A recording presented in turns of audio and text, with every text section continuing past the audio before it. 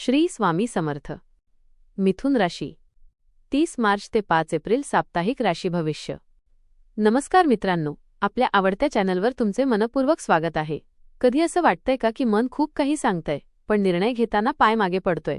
कधी अचानक आत्मविश्वास वाढतो, तर कधी स्वतःवरच शंका येतेय. असं जाणवतंय का की आयुष्यात काहीतरी मोठं बदलणार आहे अशी आतून चाहूल लागतेय? चला तर मग सविस्तर जाणून घेऊ मिथुन राशीचे साप्ताहिक राशी भविष्य. आपल्याला हे राशी भविष्य आवडले तर आपल्या मित्रांसोबत नक्की शेअर करा आणि आमच्या चॅनलला सबस्क्राईब करायला विसरू नका. मिथुन राशीला हा आठवडा काहीसा वेगळा अनुभव घेऊन येतोय. मनात एकीकडे उत्साह असेल तर दुसरीकडे थोडीशी अस्वस्थता जाणवेल. काही गोष्टी पटकन घडतील तर काहींसाठी थोडा संयम ठेवावा लागेल. या काळात तुम्हाला स्वतःच्या विचारांशी, निर्णयांशी आणि भावनांशी जास्त जवळून सामना करावा लागेल. कधी वाटेल सगळं नीट चाललंय, तर कधी अचानक काहीतरी बदलतंय असं जाणवेल. पण घाबरायचं कारण नाही, कारण हाच काळ तुम्हाला अधिक मजबूत आणि समजूतदार बनवणार आहे. हा आठवडा तुम्हाला शिकवणार आहे कधी थांबायचं, कधी बोलायचं आणि कधी शांत राहून योग्य वेळेची वाट पाहायची. मिथुन राशीच्या मित्रांनो, हा आठवडा तुमच्यासाठी विचार, निर्णय आणि बदलांचा आहे. तयार आहात ना स्वतःला नव्याने ओळखायला? करिअर आणि व्यवसाय. या आठवड्यात कामाच्या ठिकाणी थोडा गोंधळ, पण त्यातूनच मार्ग सापडणार असं चित्र दिसतंय. सुरुवातीला तुम्हाला वाटेल की सगळं तुमच्या विरोधात चाललंय. काम जास्त, वेळ कमी आणि अपेक्षा खूप. पण जसजसा आठवडा पुढे जाईल तसं तुम्ही स्वतःला सावरताना दिसाल. ऑफिसमध्ये एखादं काम अचानक तुमच्यावर येऊ शकतं. सुरुवातीला घाबरायला होईल, पण हेच काम तुमचं कौशल्य दाखवण्याची संधी ठरेल. त्यामुळे टाळाटाळ करू नका. वरिष्ठांशी बोलताना स्पष्टपणा ठेवा, पण थोडं नम्रपणही गरजेचं आहे. तुमचं मत मांडताना शब्द जपून वापरा, कारण तुमच्या बोलण्याचा अर्थ चुकीचा घेतला जाऊ शकतो. व्यवसाय करणाऱ्यांसाठी हा आठवडा नवीन संपर्क आणि संधी घेऊन येईल. एखादी नवीन डील किंवा ओळख फायद्याची ठरू शकते.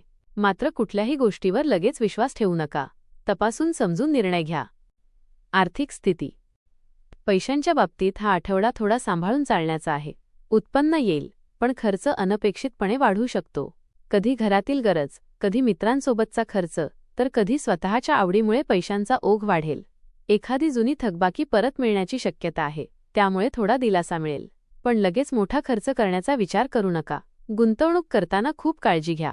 कोणीतरी मोठ्या फायद्याचं आमिष दाखवेल, पण त्यामागचं सत्य तपासणं गरजेचं आहे. या आठवड्यात सुरक्षित मार्ग निवडलेला जास्त चांगला. उधार देणं किंवा घेणं टाळलेलं बरं, कारण पुढे त्यातून तणाव निर्माण होऊ शकतो. प्रेम, नातेसंबंध आणि कुटुंब. नात्यांच्या बाबतीत हा आठवडा भावनांचा रोलर कोस्टर ठरणार आहे. कधी खूप जवळीक वाटेल, तर कधी अचानक अंतर वाढल्यासारखं वाटेल. प्रेमात असणाऱ्यांसाठी संवाद फार महत्त्वाचा आहे. जोडीदार तुमच्याकडून अधिक वेळ आणि लक्ष अपेक्षित ठेवेल. जर तुम्ही दुर्लक्ष केलं तर गैरसमज निर्माण होऊ शकतात. लग्न झालेल्यांनी एकमेकांच्या भावना समजून घेणं गरजेचं आहे. छोट्या गोष्टीवरून वाद वाढू शकतो, पण वेळेवर शांत राहिलात तर नातं टिकेल. कुटुंबात एखाद्या गोष्टीवरून मतभेद होण्याची शक्यता आहे, पण लक्षात ठेवा, नातं जपणं महत्त्वाचं, वाद जिंकणं नाही. वडीलधाऱ्यांचा सल्ला तुम्हाला योग्य दिशा देईल. मानसिक स्थिती आणि आत्मविश्वास. मन खूप चंचल राहील. एकाच वेळी अनेक विचार डोक्यात फिरत राहतील. कधी खूप उत्साह येईल, तर कधी अचानक निराशा जाणवेल. पण हे सगळं तात्पुरतं आहे. तुमच्यातील एक खास गुण म्हणजे परिस्थितीनुसार स्वतःला बदलण्याची क्षमता. हाच गुण तुम्हाला या आठवड्यात पुढे नेईल. स्वतःला थोडा वेळ द्या. शांतपणे विचार करा. ध्यान, प्रार्थना किंवा आवडत्या गोष्टीत वेळ घालवणं तुम्हाला मानसिक स्थैर्य देईल. आत्मविश्वास कधी कमी तर कधी जास्त होईल, पण पूर्णपणे हरवणार नाही. योग्य वेळी योग्य निर्णय घेण्याची ताकद तुमच्यात आहे. आरोग्य. आरोग्याकडे दुर्लक्ष केल्यास त्रास होऊ शकतो. विशेषतः थकवा, झोपेची कमतरता, डोकेदुखी किंवा पचनाच्या समस्या जाणवू शकतात. वेळेवर जेवण करणं खूप महत्त्वाचं आहे. बाहेरचं खाणं कमी करा. पाणी भरपूर प्या. झोप पूर्ण न झाल्यास मनावर परिणाम होईल, त्यामुळे उशिरापर्यंत जागणं टाळा. हलका व्यायाम, चालणं किंवा योग केल्यास शरीर आणि मन दोन्ही ताजेतवाने राहील. शिक्षण. विद्यार्थ्यांसाठी हा आठवडा थोडा आव्हानात्मक पण प्रगती देणारा आहे. अभ्यास करताना लक्ष विचलित होण्याची शक्यता आहे. मोबाईल, मित्र किंवा इतर गोष्टींमुळे वेळ वाया जाऊ शकतो. पण जर तुम्ही ठरवलं तर सगळं नियंत्रणात आणू शकता. रोज ठराविक वेळ अभ्यासासाठी ठेवा. सकाळचा वेळ जास्त चांगला ठरेल. जुन्या धड्यांची पुनरावृत्ती करा. नवीन विषय घाईत सुरू करू नका. समजून घेतलेला अभ्यास पुढे उपयोगी पडेल. स्पर्धा परीक्षांची तयारी करणाऱ्यांसाठी हा काळ महत्त्वाचा आहे. आत्ताची मेहनत भविष्यात मोठं यश देऊ शकते. उपाय.